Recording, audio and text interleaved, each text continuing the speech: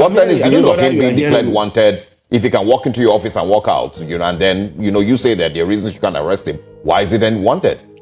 And then, of course, if you remember later that day, there were reports that the EFCC went, to once again exchange gunfire, I believe. I don't know what happened at the Kogi State Government House. So what then is the use of all of that if you say that there are reasons you can't arrest him?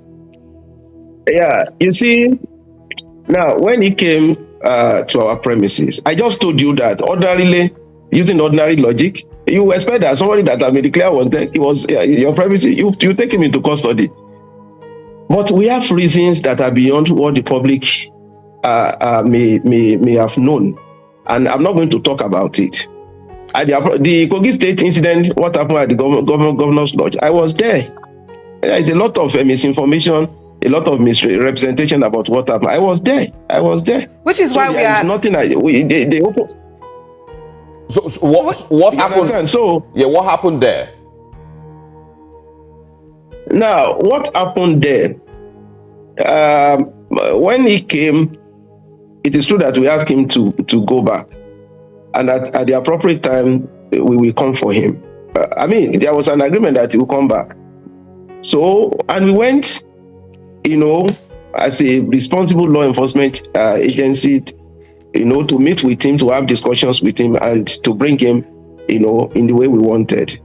And of course, the security details opened fire, raising issues, and because we didn't want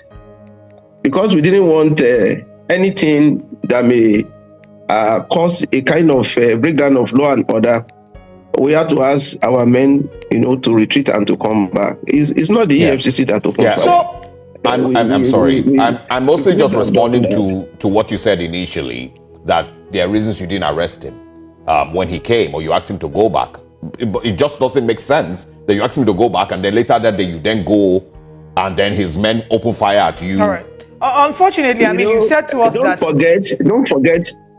forget that I earlier told you that at the appropriate time we are going to bring to the public domain why he was not arrested on our premises. Mr. Yahaya, we hope that that can happen very soon, because Nigerians want some clarity. We unfortunately are running out of time, but let's quickly ask you, Bobrisky. There have been allegations that Bobrisky allegedly. I remember that we issued a press statement. We saw that. Press statement very recently. We saw that. You saw it, fine. Now, the Yahaya Bello issue is not what is going to determine the effectiveness or lack of it for the EFCC. We have our track record. Well, Mr. Yahaya, Yahaya Bello's issue is not enough. I beg to differ. It's an isolated issue. Mr. Yahaya, I beg to differ because there is a perspective in Nigeria that justice is very selective, especially when it comes to people of influence, people who have power, money, and authority. And with this, if it's not handled the right way, to further the stereotype amongst Nigerians. I don't want us to go back and forth on this. I'm hoping that we can have you again, but as quickly as you can.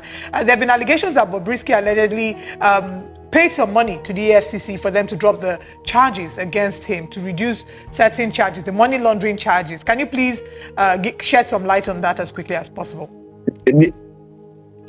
Okay, yeah, I will quickly I'll be very quick about it. There is nothing like selective judgment, selective justice, or whatever that you have just spoken about. We have, for God's sake, about 3 former governors have been arraigned, 4 former ministers have been arraigned. So if we have some technical intelligence issue with Yahaya Bello, should that be an issue? You can see it's in the public domain.